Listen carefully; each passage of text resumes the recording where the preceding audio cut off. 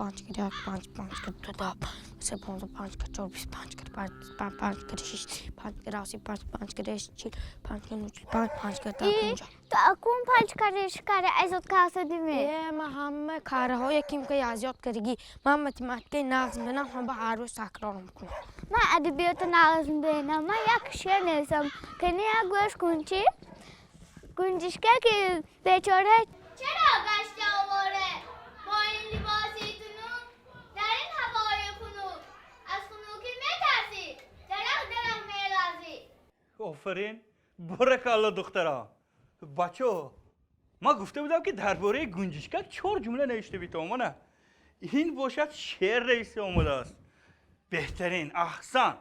من باوری دارم که در آینده یک شاعری خیلی خوب خواهی شد بچه این شخص باید چی گویه؟ آفرین آفرین آفرین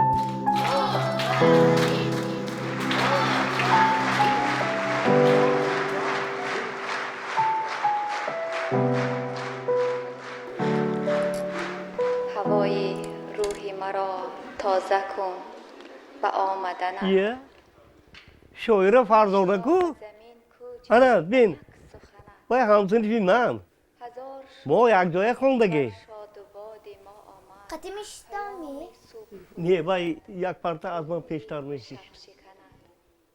تو را تمامی آفاق دوست می‌دارد یقین که دوست ندارد کسی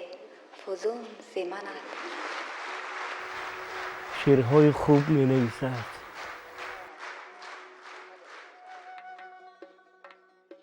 بابا جان بابا این مثال حلقه را میتونید می؟ کنه بیار نه کدوم همینه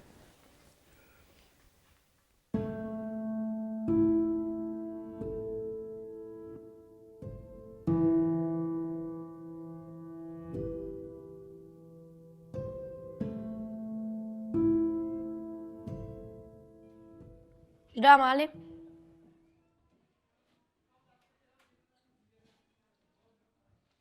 خطا